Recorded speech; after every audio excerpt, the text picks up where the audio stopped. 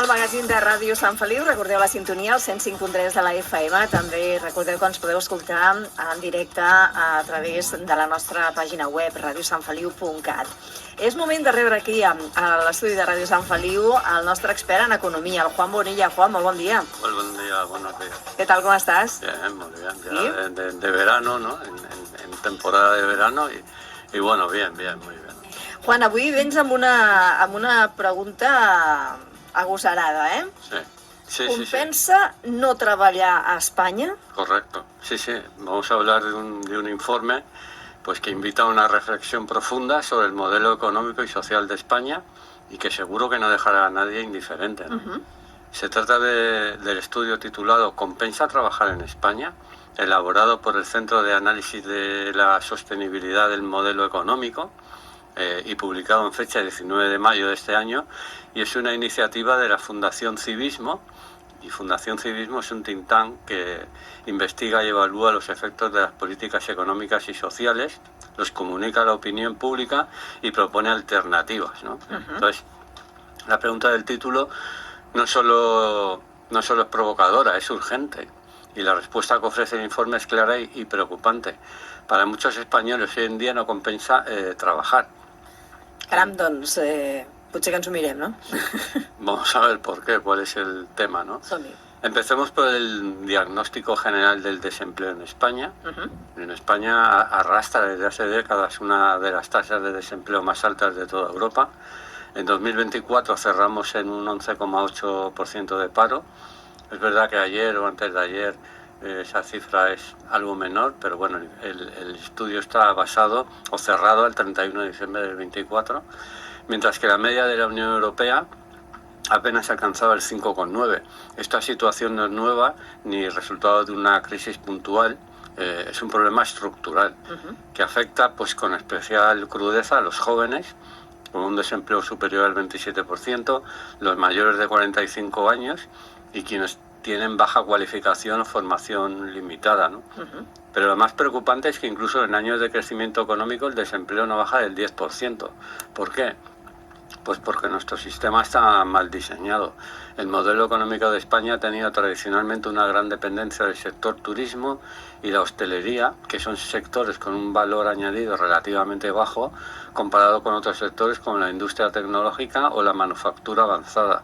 Esto quiere decir que aunque el turismo genera muchos empleos y aporta un volumen importante al PIB, pues el valor económico por unidad producida o servicio suele ser menor y la productividad puede ser más baja, ¿no? Este es uno de los factores de España endémicos, ¿no? Sí, tenemos mucho trabajo, pero en un sector que aporta poco valor, que tiene su importancia, evidentemente.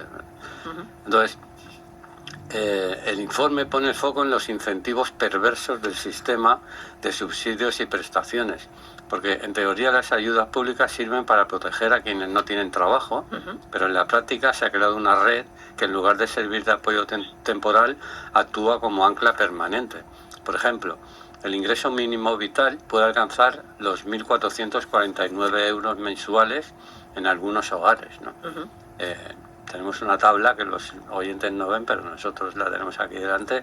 Y bueno, por ejemplo, pues en una unidad de convivencia donde hayan 2 adultos y 2 menores, pues ahí puedes llegar a cobrar que el Estado te dé 1.449,39 euros.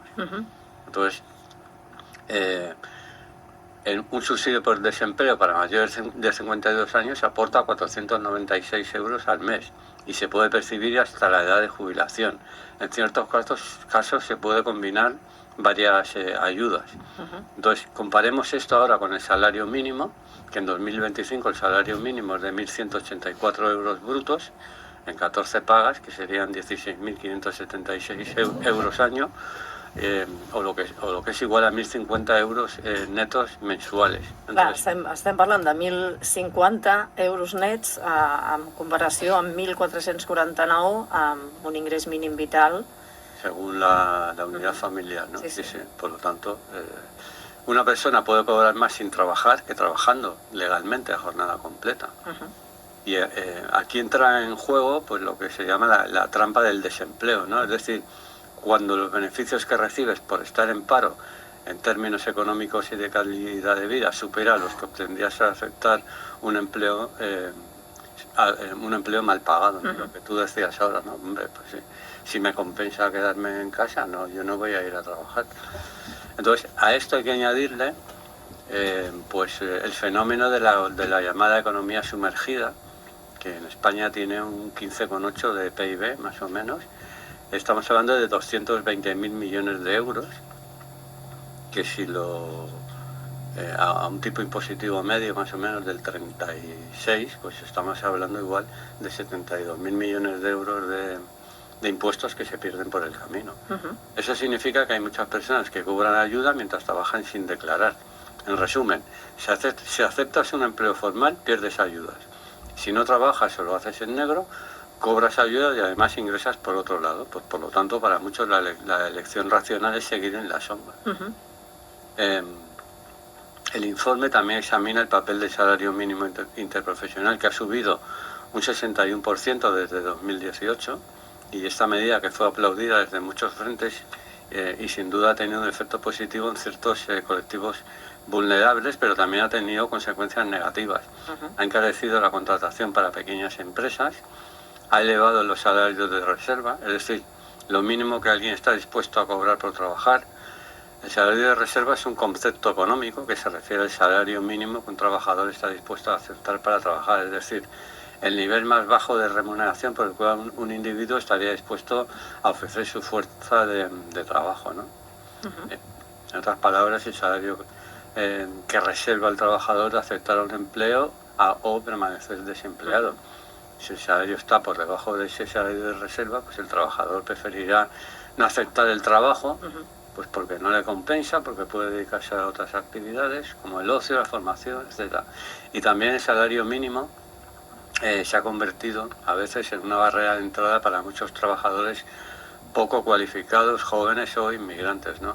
La paradoja es que al subir el salario mínimo sin mejorar la productividad, pues se generan costes laborales artificialmente altos, lo que reduce el empleo formal, especialmente en sectores como la hostelería, agricultura, pequeño comercio, que tienen unos márgenes pequeñitos, y claro, si les subes sus costes, pues igual los ahogas, no? I com afecta això a les empreses? Perquè clar, estem parlant de que moltes persones que podrien treballar decideixen no fer-ho perquè amb aquestes ajudes doncs ja en tenen, no és que en tinguin suficient, és que cobren més que si treballessin. Correcto. Clar, sí. Això a les empreses jo crec que els afecta i molt, no? D'entrada perquè pues sí, porque como decía, tenen manca de personal, ¿no? Exacto. Al subir los costes, en este caso el salario mínimo interprofesional, pues ¿qué pasa? Pues hay unos datos del Banco de España que son muy reveladores, que dice que el 21% de las empresas ha reducido sus contrataciones por culpa de ese incremento de costes, el 10% ha tenido que despedir personal y el 32% ha visto reducir sus márgenes de beneficio. Vale, que mientras te quede un pequeño beneficio, porque el margen o el beneficio que queda de las empresas pues sirve para renovar maquinaria, para hacer nuevas inversiones. El efecto ha sido más intenso en las pequeñas y medianas empresas, lógicamente, que no tienen margen para absorber ese aumento salarial. Y se ha cebado sobre todo en sectores como la agricultura, donde el salario mínimo representa el 80% del salario medio del sector, que son unos 1.500 euros mensuales. La hostelería, donde el 19% de los trabajadores está justo en el umbral del salario mínimo interprofesional, y el comercio minorista, ya muy tensionado por la inflación y los cambios tecnológicos. Entonces, el capítulo 5 de este informe hace una radiografía del sistema de ayudas y hay subsidios por cotizaciones insuficientes, ayudas por edad, renta activa de inserción, ingreso mínimo vital y programas extraordinarios. Y en muchos casos se superponen y en otros se prolongan durante años. El resultado, pues un sistema que desincentiva el esfuerzo, penaliza la movilidad geográfica i laboral i genera dependència institucional. I aquest estudi ofereix alternatives o solucions a aquesta situació? Sí, este think tank cuando emite un informe suele dar soluciones, ¿no? O él propone soluciones. Com a mínim propostes, ¿no? Alternativas. Sí. Luego se acogerán o no, ¿no? El gobierno hará lo que... Pero sí, hace una propuesta que es el impuesto negativo sobre la renta. Ui, què és això? Pues es un sistema que garantiza un ingreso mínimo, pero que no castiga a quien decide trabajar. A medida que el trabajador gana más, la ayuda se reduce progresivamente, no de forma abrupta. Es decir, como entras a trabajar, pues ahora todo lo que estabas ahí cobrando, la ayuda que yo te daba se frena. No, ellos proponen pues que la ayuda se vaya retirando progresivamente, elimina la trampa del desempleo, porque premia el esfuerzo y acaba con los efectos umbral que tanto daño hacen a nuestro sistema actual, ¿no? Es una medida técnica, pero también ética, porque plantea un principio sencillo. Trabajar siempre debe compensar, siempre, ¿no? Entonces, ponen un ejemplo práctico sería, por ejemplo, el mínimo exento 10.000 euros anuales, con una tasa del impuesto negativo sobre la renta del 50% y una tasa de IRPF habitual del 20%. Entonces, y nos imaginamos que entras a trabajar, tienes un ingreso de 6.000 euros anuales, el impuesto negativo sobre la renta, o sea, para llegar hasta 10.000 te faltarían 4.000. Ellos te garantizan el 50% de esa diferencia, que serían 2.000, con lo cual tienes un ingreso neto final de 8.000. ¿Que cobra 10.000? Vale, pues en este caso ya 0 de complemento y tu ingreso final mínimo son 10.000. ¿Que cobras 14.000? Bueno, en este caso te restamos el exceso, el 20% de ese exceso, de los 4.000, que serían 800 euros, con lo cual en este caso sería el IRPF. No, perdona, sería, te lo estoy diciendo mal, sería el 20% de esos 4.000, con lo cual te quedaría un ingreso neto final de 13.200. Es decir, a medida que se gana más, se pierde parte de la ayuda o se empieza a pagar, pero nunca se penaliza el progreso, ¿no? Entonces, el informe concluye con una advertencia contundente. Cuando el sistema hace que no trabajar sea más rentable que trabajar, el problema ya no es económico, es ético, político y cultural. Entonces, Sí. Y tiene razón. ¿Por qué? Pues porque un país donde compensa no trabajar es un país donde se penaliza el mérito, se cronifica la pobreza, se debilita el pacto social entre ciudadanos y Estado, ¿no? Y este modelo, si no se reforma, pues no es sostenible ni justo. No podemos permitirnos una cultura de la dependencia como base del bienestar, porque yo creo que el verdadero progreso no es dar más subsidios, sino dar mejores oportunidades. Sens dubte, sí. Conclusión, que trabajar no puede ser un castigo y emprender no puede ser una temeridad. Y depender del Estado pues no puede ser la mejor opción posible, ¿no? Yo creo que España necesita un sistema que proteja a quien lo necesite, sí, pero que motive, anime y premie a quien decide esforzarse. Y eso solo será posible si reformamos de raíz nuestro sistema de ayuda, salario y empleo, ¿no? Este informe, como hemos visto, pues nos pone una herramienta que es el impuesto negativo sobre la renta. A ver, sería una posible solución. Sí, bueno, una solución. La verdad es que, claro, al final no puedes convertir un sistema que se convierta en perverso, ¿no?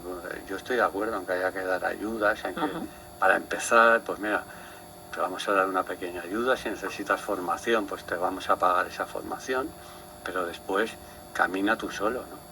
Pero claro, es que al final, si no, nos estamos ahí colgando del Estado con tanta ayuda y te vuelves vago, te vuelves entre eso, el trabajar de forma informal en la economía sumergida. Pues mira, lo que me da el Estado, más 500 o 600 euros que me saco por ahí, que no cotizan ni nada, però claro, te estàs aprovechando del esfuerzo de los demás. De fet, és una mica el concepte que es té amb la cooperació, no? Que abans, per exemple, la cooperació el que intentava era, doncs això, donar diners, donar aliments, una mica el concepte de beneficència, i ara el que s'intenta és canviar el model i donar eines perquè puguin ser els mateixos països, no? Els que puguin sortir endavant amb els seus propis recursos, no? Correcte. I en el cas del treball aquí doncs hauria de ser una mica el mateix, no? Debería ser eso, o sea, yo creo que lo que hay que hacer... Donar les eines per poder sortir endavant. Y facilitar a las empresas para que contraten, o sea, ¿qué necesitáis? Esto, vale, pero nosotros os ayudaremos y empezaremos si hace falta formar personal, pues lo formaremos, no sé. Pero lo que decimos siempre, yo creo que es que los políticos se aprovechan también un poco de esta situación para conseguir votos y claro, si tú tienes a la población contenta porque les estás dando ayuditas y tal, sabes que en las próximas elecciones el voto de ellos va a ir a tu partido. Entonces estamos pensando un poco, es mi forma de verlo, un poco de forma egoísta, pensando en el partido más que en España. Y a curt termini, ¿no? Sense una estrategia... Exacto, sí, siempre como...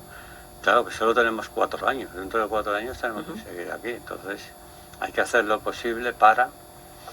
Y creo que eso es un error y este estudio ahí lo pone de manifiesto. No puede ser que se penalice más por ir a trabajar que por estar en casa viendo la televisión. O sea, como que no, algo falla, ¿no? Sí, sí. Doncs Juan Bonilla, el nostre expert en economia, com sempre, moltíssimes gràcies. Pues gracias a vosotros, gracias a Radio San Feliu y gracias a ti, Silvia. Fins aviat. Hasta pronto.